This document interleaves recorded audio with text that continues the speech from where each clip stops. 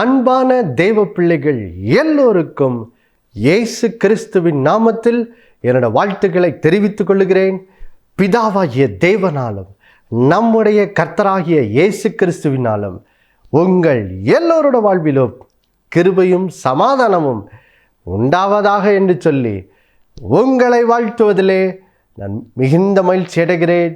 தேவ பிள்ளைகளே, நாம் ரோமர் 5ஆம் அதிகாரத்தில் இருந்து விசுவாசத்தினால் நீதிமானாக்கப்படுகிறதுனால் நமக்கு உண்டாகும் பலன்களை குறித்து நாம் பார்த்து வருகிறோம்.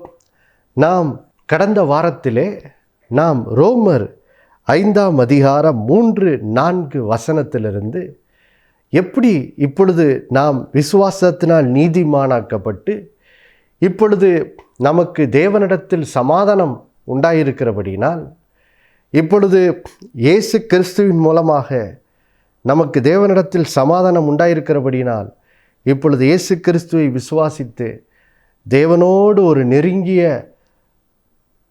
உறவு கொள்ளும் அந்த பாக்கியம், தேவனுடைய சமூகத்துக்குள்ளாக தைரியமாய் பிரவேசிக்கும் அந்த ஆசீர்வாதம் இப்பொழுது நமக்கு உண்டாயிருக்கிறபடினால், இந்த தேவனோடு உண்டாயிருக்கும் அந்த உறவு எப்படி நாம் நடைமுறை வாழ்க்கையிலே சந்திக்கும் உபத்திரவம் பிரச்சனைகள் நடுவிலே நமக்கு எப்படி நாம் வெட்கப்பட்டு போவதில்லை, எல்லா உபத்திரவங்கள் மேல் நமக்கு ஜெயம் உண்டாகும் என்ற அந்த நம்பிக்கை எப்படி நமக்கு உண்டாயிருக்கிறது என்ற சத்தியத்தை நாம் பார்த்து வருகிறோம்.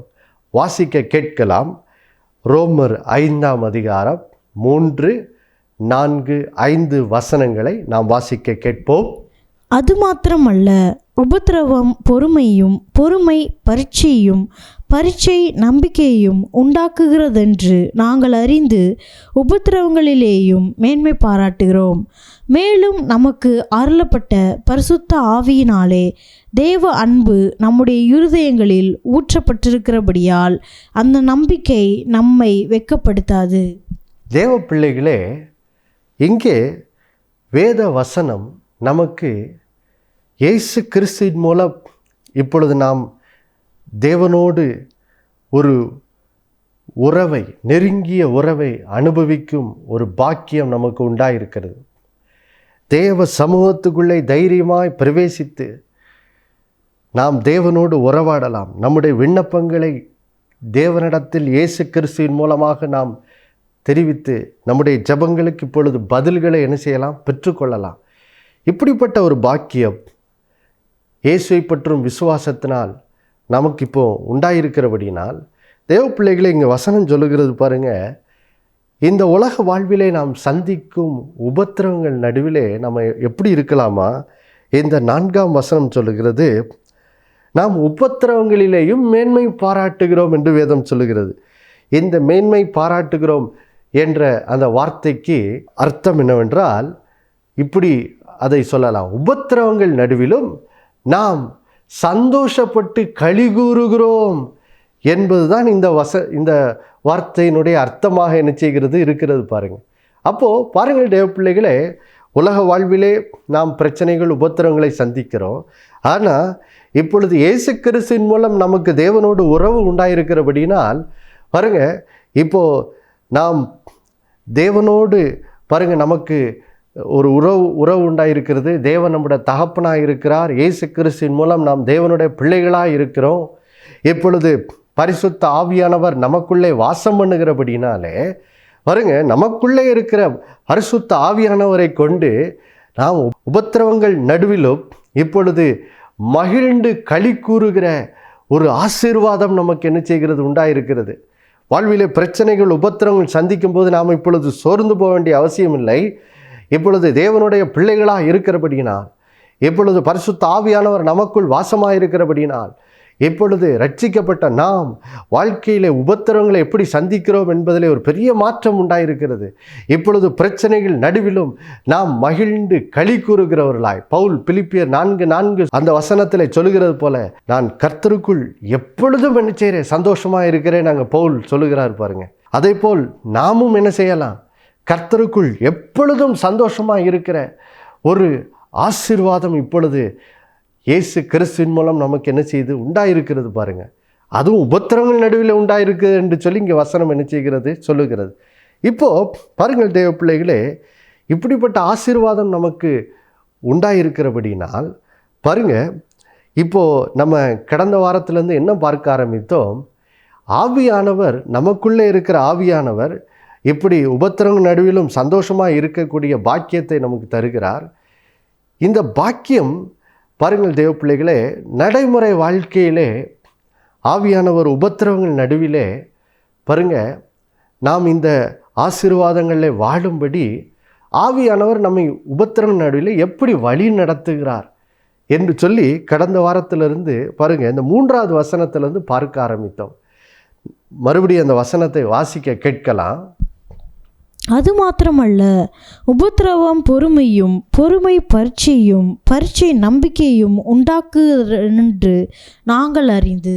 அப்போ பாருங்கள் தேவ பிள்ளைகளே, இயேசு கிறிஸ்துவின் மூலமாய் தேவனோடு நமக்கு உறவு உண்டாயிருக்கிறபடினால் ஆவியானவர் எனக்குள்ளே வாசமாக இருக்கிறார், நான் தேவனுடைய பிள்ளையாக இருக்கிறேன்.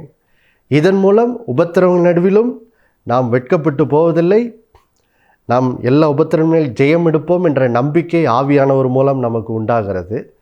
அடுத்தது, உபத்திரவங்கள் நடுவிலும் மகிழ்ந்து களி கூர்ந்து சந்தோஷமாக இருக்கும் அந்த ஆசீர்வாதம் பரிசுத்த ஆவியினால் உபத்திரவங்கள் நடுவிலே நமக்கு என்ன செய்கிறது உண்டாகிறது. இப்படி நாம் வெட்கப்பட்டு போவதில்லை, எல்லா உபத்திரவங்கள் ஜெயம் எடுப்போம், உபத்திரவ நடுவிலும் சந்தோஷமாக இருக்கிற இந்த ஆசீர்வாதங்கள் நமக்கு ஆவியானவர் மூலம் உண்டாயிருக்கிறது. இப்போ இந்த நம்பிக்கையும் இந்த சந்தோஷமாக இருக்கும் இந்த பாக்கியத்தையும் உபத்திரவங்கள் நடுவிலே நாம் அனுபவிக்கும்படி ஆவியானவர் எப்படி நம்மை வழி நடத்துகிறார், நமக்குள் இருந்து எப்படி இந்த நம்பிக்கையையும் இந்த சந்தோஷத்தையும் உபத்திரவத்தின் நடுவில் அவர் இந்த பாக்கியங்களை அனுபவிக்கும்படி ஆவியார் நமக்குள்ளே எப்படி கிரியை செய்கிறார், அதை தான் நாம் இப்பொழுது என்ன செய்கிறோம் பார்த்து வருகிறோம். அதில் கடந்த வாரத்தில் பார்த்தோம் பாருங்கள்.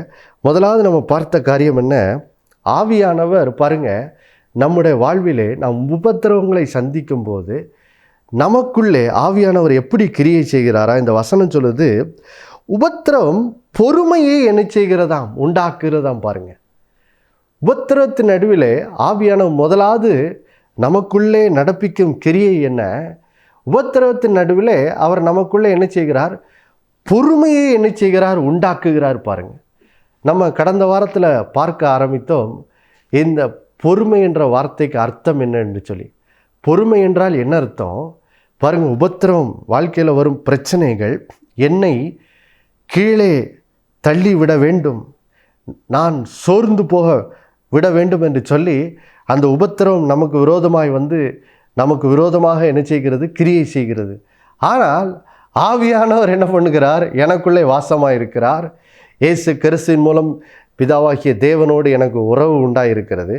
அப்போது நம்முடைய தேவன் என்ன செய்கிறார், தம்முடைய ஆவியை கொண்டு இப்போ என்ன பண்ணுகிறாரு, இப்போது நாம் இந்த உபத்திரவங்களை எதிர்த்து நிற்கும் ஆற்றல், உபத்திரவம் வரும்போது நாம் சோர்ந்து விடாமல் துவண்டு போய் கீழே உட்கார்ந்து விடாதபடிக்கு உபத்திரவத்தின் நடுவிலும் நாம் உறுதியாய் பலன் கொண்டு திடமனதாய் நிற்கிற ஒரு சுபாவமுடையவர்களாய் நம்மை மாற்றும்படி ஆவியானவர் என்ன பண்ணுகிறார், நமக்குள்ளே என்ன செய்கிறாரா, கிரியை செய்கிறார். அதை தான் வேதம் பொறுமை என்று என்ன செய்கிறது அழைக்கிறது.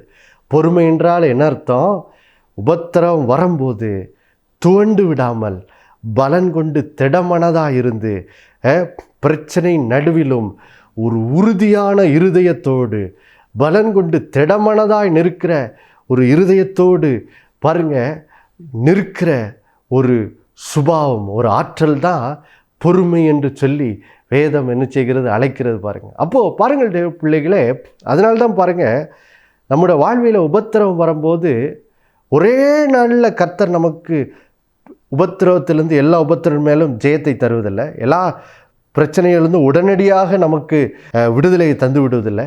ஏனென்றால் பாருங்கள் நமக்குள்ளே பாருங்கள் நாம் இப்போ ரட்சிக்கப்பட்டோம், தேவனோடு உறவு உண்டாகிவிட்டது, பரிசுத்த ஆவியானவர் எனக்குள்ளே வந்துவிட்டார். இப்போது நான் என்ன செய்யணும், ரட்சிக்கப்பட்ட நான் தேவனுடைய பிள்ளையாக இருக்கிற நான் எனக்குள்ளே ஆவியானவர் மூலம் எனக்கு கொடுக்கப்பட்டிருக்கிற அந்த தெய்வீக சுபாவங்களை நான் என்ன செய்ய வேண்டியிருக்கு, வளர வேண்டியதாக இருக்கிறது. பிரச்சனைகளை பார்த்தும் பலன் கொண்டு திடமானதாக இருக்கிற அந்த சுபாவம், அது யாரோட சுபாவம்? அது நம்முடைய தேவனுடைய சுபாவம். இப்போ அந்த சுபாவம் ஆவியானவர் மூலம் எனக்குள்ளே என்ன செய்கிறது, இருக்கிறது. அப்போ இந்த சுபாவத்தில் நான் என்ன செய்யணும், இப்போது வளர வேண்டும். அந்த சுபாவத்தில் வாழுகிறவனாக நான் அந்த சுபாவத்தில் வளர்ச்சி அடைந்து அந்த சுபாவத்தில் வாழுவதில் தெரியினவனாக என்ன செய்ய வேண்டியிருக்கு, மாற வேண்டியதாக இருக்குது. அதனால தான் பாருங்கள், ஆவியானவர் பாருங்கள் தேவ பிள்ளைகளே, நாம் உபத்திரவத்தை சந்திக்கும் போது முதலாவது நமக்குள்ளே என்ன செய்கிறார், பொறுமையை உண்டாக்குகிறார். அந்த பொறுமை அடுத்ததாக எதை உண்டாக்குகிறதா, பரீட்சையை என்ன செய்கிறதா, உண்டாக்குகிறதா. பரீட்சை அப்படின்னு சொல்லி இந்த ரோமர் 5:3 வசனம் சொல்லுகிறதே, அந்த வார்த்தைக்கு அர்த்தம் என்ன பாருங்கள். இப்போ உபத்திரம் வருது, உபத்திரத்து நடுவிலே கர்த்தர் எனக்குள்ளே பொறுமை என்ன செய்கிறார், உண்டாக்குகிறார். பொறுமை என்றால் என்ன அர்த்தம்? உபத்திரத்து நடுவிலும் துவண்டு போகாமல் சோர்ந்து போகாமல் பலன் கொண்டு திடமனதாக இருக்கிற ஒரு சுபாவம், இருதயத்திலே உறுதியாக இருக்கிற ஒரு சுபாவம். அப்போது இப்போ நான் பலன் கொண்டு என்ன செய்கிறேன், திடமனதாக மாறிடுறேன். மாறும்போது என்ன ஆகுது, இப்படியாக பாருங்கள், உபத்திரம் வந்தாலும் தோண்டு போகாமல் சோர்ந்து போகாமல் பலன் கொண்டு திடமனதாக இருக்கும் அந்த சுபாவத்தில் நான் வளர வளர வளர வளர என்ன ஆகுது பாருங்கள் தேவ பிள்ளைகளே, கொஞ்ச நாளில் என்ன ஆயிடுது, நான் தெய்வீக சுபாவங்களே நடக்கிறதுல நான் வளர்ந்தவனாக தேறினவனாக என்ன செய்து விடுகிறேன், மாறி விடுகிறேன். அதை தான் இங்கே பரீட்சை என்று சொல்லி வேதம் என்ன செய்கிறது, சொல்லுகிறது. பரீட்சை என்ற வார்த்தைக்கு அர்த்தம் என்ன, இப்போது பாருங்கள், உபத்திரவத்தின் நடுவில் நான் பொறுமை என்னும் சுபாவத்தில் வளர வளர பலன் கொண்டு திடமனதாக இருக்கிற சுபாவத்தில் வளர வளர என்ன ஆகுது, கொஞ்ச நாள் கழித்து பார்க்கும்போது இப்போ நான் என்ன செய்கிறேன், இப்போ நான் தேவனுடைய பிள்ளையாக மாறிட்டேன்ல, இப்போ தேவனுடைய பிள்ளையாக இருக்கிற நான் என் தகப்பனாகிய தேவனுடைய அந்த குணங்களில் சுபாவங்களில் நடக்கிறதுல இப்போ நான் என்ன செய்கிறேன், வளர்ந்தவனாக மாறிவிடுகிறேன், தேறினவனாக என்ன செய்து விடுகிறேன், மாறிவிடுகிறேன். பாருங்கள் தேவ பிள்ளைகளே, இதுக்கு எடுத்துக்காட்டாக தான் கடந்த வாரத்தில் நாம் தாவீதின் வாழ்க்கையை என்ன செய்தோம், சங்கீதம் 34 என்ன செய்தோம், பார்க்க ஆரம்பித்தோம். திருப்பிக் கொள்வோம். பாருங்கள், சங்கீதம் 34 பின்னணியை குறித்து உங்களோடு சொல்ல விரும்புகிறேன். பாருங்கள் தேவ பிள்ளைகளே, இந்த சங்கீதம் 34 தாவீது தன்னுடைய வாழ்க்கையிலே ஒரு மிகுந்த உபத்திரவத்தை சந்தித்த அந்த சூழ்நிலை நடுவிலே பாடின ஒரு சங்கீதமாக என்ன செய்கிறது, இருக்கிறது. இந்த சங்கீதம் 34 சூழ்நிலை என்னவென்றால் பாருங்கள், அதை புரிந்து கொள்வதற்கு நாம் 1 சாமுவேலுக்கு செல்வோம். 1 சாமுவேல் 18ஆம் அதிகாரம் இப்பொழுது 7 10 வசனம் வரைக்கும் வாசிக்கலாம். அந்த ஸ்திரீகள் ஆடி பாடுகையில், சவுல் கொன்றது 1000, தாவீது கொன்றது 10,000 என்று முறைமுறையாக பாடினார்கள். அந்த வார்த்தை சவுலுக்கு விசனமாயிருந்தது. அவன் மிகுந்த எரிச்சல் அடைந்து, தாவீதுக்கு 10,000 எனக்கோ 1000 கொடுத்தார்கள், இன்னும் ராஜாங்கம் மாத்திரம் அவனுக்கு குறைவாய் இருக்கிறது என்று சொல்லி அந்நாள் முதற்கொண்டு சவுல் தாவீதை காய்மகாரமாய் பார்த்தான். மறுநாளிலே தேவனால் விடப்பட்ட பொல்லாத ஆவி சவுலின் மேல் இறங்கிற்று. அவன் வீட்டிற்குள்ளே தீர்க்க தரிசனம் சொல்லி கொண்டிருந்தான். அப்பொழுது தாவீது தினம்தோறும் செய்கிறபடி தன் கையினால் சுரமண்டலத்தை வாசித்து கொண்டிருந்தான். சவுலின் கையிலே ஈட்டி இருந்தது. அடுத்த வசனம். அப்பொழுது சவுல் தாவீதை சுவரோடே சேர்த்து உருவ குத்தி போடுவேன் என்று ஈட்டியை அவன் மேல் எறிந்தான். ஆனாலும் தாவீது விலகி 2 தரம் அவனுக்கு தப்பினான். பாருங்கள் தேவ பிள்ளைகளே, இந்த 1 சாமுவேல் 18ஆம் அதிகாரத்தினுடைய பின்னணி என்ன பாருங்கள். 1 சாமுவேல் 16ஆம் அதிகாரத்திலே சாமுவேல் தீர்க்கதரிசி தாவீதை இஸ்ரேல் தேசத்தினுடைய அடுத்த ராஜாவாகும்படி என்ன செய்கிறார், அபிஷேகம் பண்ணுகிறார். அபிஷேகம் பண்ணினவுடன் ஆவியானவர் தாவீதின் மேல் வந்து விடுகிறார். இப்போது ஆவியானவர் என்ன செய்கிறார், தாவீதை இப்போது வழி நடத்த ஆரம்பிக்கிறார். 1 சாமுவேல் 17ஆம் அதிகாரத்திலே இஸ்ரேல் தேசத்துக்கு விரோதமாக ஒரு பெரிய சவால் வருகிறது. பெலிஸ்தர்கள் இஸ்ரேல் தேசத்துக்கு அண்டை நாடாகிய அந்த நாட்களிலே அண்டை நாடாக இருந்த பெலிஸ்தர்கள், அந்த ஜனங்கள் பாருங்கள் இஸ்ரேலுக்கு விரோதமாய் படையெடுத்து வருகிறார்கள். இப்பொழுது சவுலும் இஸ்ரேல் இராணுவமும் பெலிஸ்தருக்கு விரோதமாக யுத்தம் பண்ணும்படி செல்கிறார்கள். அப்பொழுது பாருங்கள், இந்த பெலிஸ்தர்களுக்கு அவர்களுக்கு ஒரு பெரிய ஒரு சிறந்த இராணுவ வீரன் இருந்தான். அவன் பேர் தான் கோலியாத். அவன் ஒரு ராட்சசன் பாருங்கள், ரொம்ப பெரிய மனிதன், ரொம்ப வளர்ந்த மனிதன், யுத்தத்தில் பெரிய ஒரு வல்லவன். அப்போ பாருங்கள், இந்த கோலியாத் என்ன செய்கிறான், சவுலையும் இஸ்ரேல் இராணுவ வீரர்களையும் என்ன செய்கிறான், நிந்திக்கிறான். உங்களில் யாராவது என் கூட யுத்தம் பண்ண உங்களுக்கு ஆற்றல் இருந்தால் வாங்க என் கூட யுத்தம் பண்ணுங்கன்னு சொல்லி ஒரு சவால் விடுகிறான். ஆனால் சவுலும் இஸ்ரேல் இராணுவ வீரர்களும் கோலியாத்தருடைய வளர்த்தி அவனுடைய பலத்தை எல்லாம் பார்த்து பயந்து என்ன செய்கிறார்கள், சவுலும் அவனுடைய வீரர்களும் கோலியாத்தை பார்த்தவனும் பயந்து ஓடினார்கள். அதனால் பாருங்கள், இஸ்ரேல் தேசத்துக்கு ஒரு பெரிய அன்னைக்கு ஒரு நிந்தை உண்டானது. அப்போ அந்த சூழ்நிலையில் தான் பாருங்கள் கர்த்தர் தாவீதை வழி நடத்தி பாருங்கள், தாவீது கோலியாத்தோடு யுத்தம் பண்ணி தாவீது கோலியாத்தை என்ன செய்கிறான், ஜெயம் கொள்ளுகிறான். ஜெயம் கொண்டு தாவீது கோலியாத்தை கொன்று போடுகிறான். அதன் மூலம் பாருங்கள், அன்றைக்கு தாவீதை கொண்டு கர்த்தர் இஸ்ரேல் தேசத்துக்கு யுத்தத்திலே ஒரு பெரிய ஜெயத்தை என்ன செய்கிறார், கட்டளையிடுகிறார். பெரிய ஜெயம் உண்டாகிறது. அதனால் இஸ்ரேல் தேசம் எங்கே ஒரு பெரிய சந்தோஷம் உண்டாகிறது. அதனால் பார்த்திங்கன்னா இஸ்ரேல் பெண்கள் எல்லாம் பார்த்திங்கன்னா தாவீதை வரவேற்கும்படி அவங்களெல்லாம் என்ன செய்கிறாங்க, பாடிக்கொண்டு வருகிறார்கள். பாடும்போது எப்படி பாடுகிறார்கள், சவுல் கொன்றது 1000, தாவீது கொன்றது 10,000ன்னு சொல்லி என்ன செய்கிறாங்க, அந்த இஸ்ரேல் பெண்கள் எல்லாம் பாடி வருகிறார்கள். இப்படி இந்த வார்த்தைகள் என்ன செய்கிறது, சவுல் ராஜாவோட காதில் விழுந்தவுடன் அது அவனுடைய இருதயத்தில் என்னது, ஒரு விசனம் உண்டாகிறது. அவனுடைய இருதயத்தில் ஒரு மனவேதனை உண்டாகிறது. தாவீதின் பேரில் என்ன செய்கிறது, ஒரு கசப்பு, ஒரு எரிச்சல் என்ன செய்கிறது உண்டாகிறது. இப்போமே இஸ்ரேல் ஜனங்கள் எல்லாம் தாவீதை தான் புகழ்கிறாங்க, என்ன செய்யலை, புகழலை. இன்னும் மீதி என்ன இருக்குது, இஸ்ரேல் ஜனங்கள் எல்லாம் சேர்ந்து என்ன செய்திருவாங்க, தாவீதை நீ அடுத்த ராஜாவாக்கிடுவாங்க. அப்போது என்னுடைய ராஜ்யபாரத்துக்கு என்னது ஒரு ஆபத்து உண்டாயிருன்னு சொல்லி பாருங்கள். அந்நாள் முதற்கொண்டு 1 சாமுவேல் 18 வாசிக்கிறோம், சவுல் தாவீதின் மேல் காய் மகாரமாக என்ன செய்கிறான், மாறுகிறான். அதாவது தாவீதின் பேரில் சவுலுக்கு என்ன செய்கிறது, அவனோட இருதயத்தில் ஒரு பகை, ஒரு பொறாமை என்ன செய்கிறது உண்டாகிறது. அவனை எப்படியா, சவுல் ராஜாவுடைய இருதயத்தில் ஒரு எண்ணம் உண்டாகிறது, நான் எப்படியாவது என்ன செய்திடணும், தாவீதை என்ன செய்திடணும், கொன்று போட்டுறணும் அப்படின்னு சொல்லி பாருங்கள், சவுலினுடைய இருதயத்தில் ஒரு பொல்லாத எண்ணம் என்ன செய்கிறது உண்டாகி விடுகிறது.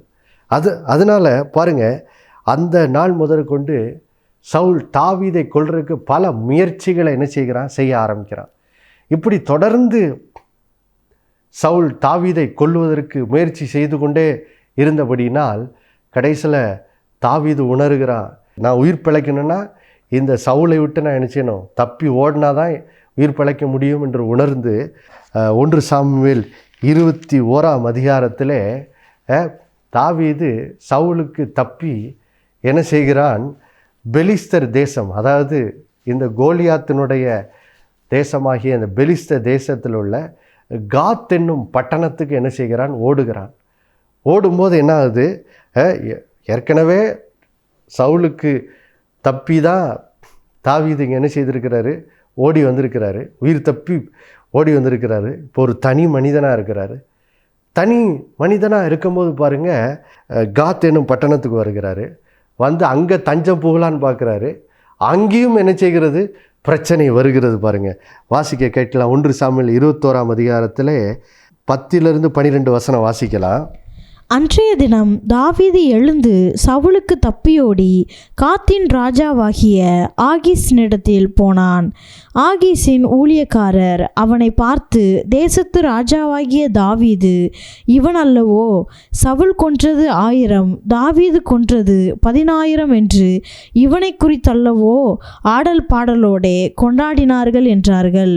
இந்த வார்த்தைகளை தாவீது தன் மனதிலே வைத்து கொண்டு காத்தின் ராஜாவாகிய ஆகீஸுக்கு மிகவும் பயப்பட்டு அவர்கள் கண்களுக்கு முன்பாக தன் முகநாடியை வேறுபடுத்தி அவர்களிடத்தில் பித்தம் கொண்டவன் போல காண்பித்து வாசற் கதவுகளிலே கிழித்து கொண்டிருந்து தன் வாயிலிருந்து நுரையை தன் தாடியிலே விழப்பண்ணி கொண்டிருந்தான்.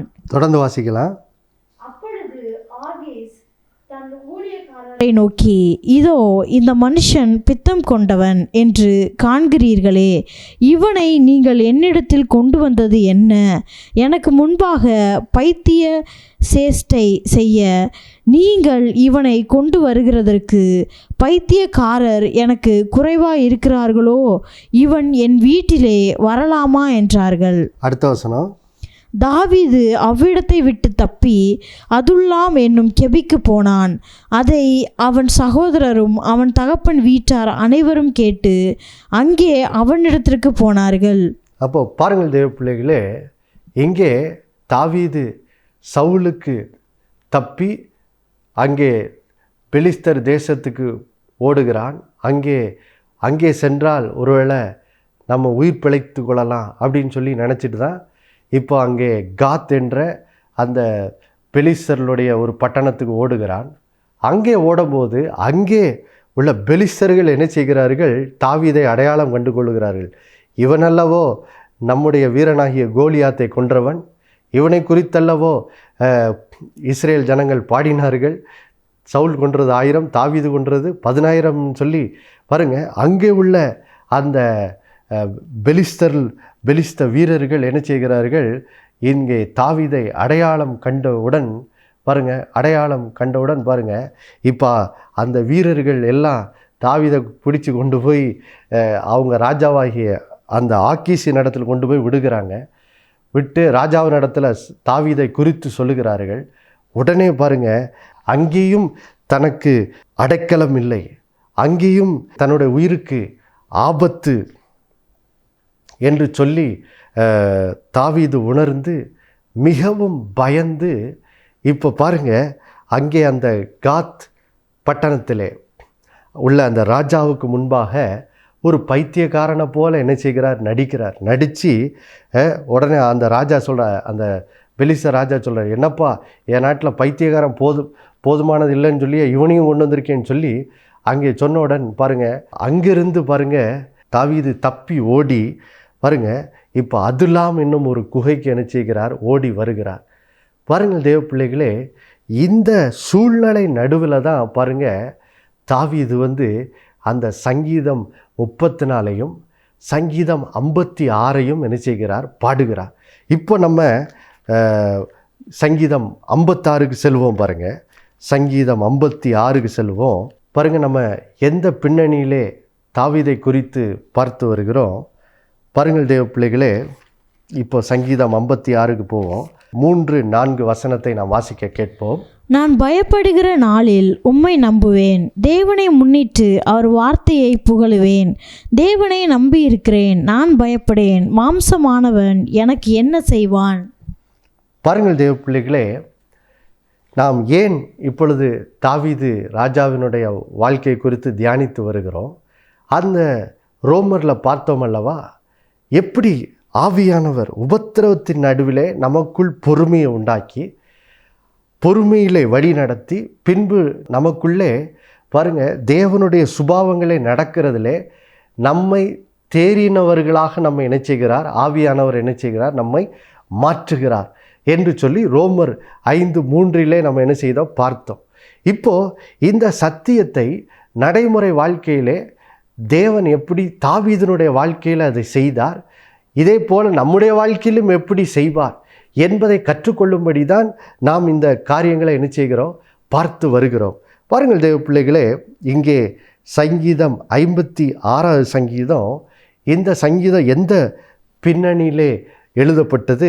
பெலிஸ்தர்களுடைய பட்டணமாக காத் பட்டணத்துக்கு சென்ற போது அங்கே அந்த பெலிஸ்த வீரர்களெல்லாம் தாவீது யாருன்னு அடையாளம் கண்டு கொண்டார் இல்லை. இப்போது அதன் மூலம் தாவீதனோட உயிருக்கு என்ன செய்யுது? ஒரு ஆபத்து வருகிறது. அந்த சூழ்நிலை நடுவில் தான் இந்த சங்கீதம் 56 பாருங்கள், தாவீது என்ன செய்கிறார்? பாடுகிறார். என்ன சொல்லுகிறாரு பாருங்கள், இந்த 56 சங்கீதத்தை அங்கே தன்னோட உயிருக்கு அங்கே பெலிஸ்தர் பட்டணத்திலையும் ஆபத்து என்று சொன்னோன்னே இந்த சங்கீதத்தை ஒரு ஜப சங்கீதமாக கர்த்தரிடத்தில் என்ன செய்கிறார்? தாவீது என்ன செய்கிறார்? ஏறெடுக்கிறார். ஏறெடுக்கும் போது தான் சொல்கிறாரு, என்ன சொல்கிறாரு? நான் பயப்படும் நாளிலே உம்மை என்ன செய்வேன்? நம்புவேன். நான் பயப்படும் நாளிலே உம்மை என்ன செய்வேன்? நம்புவேன்.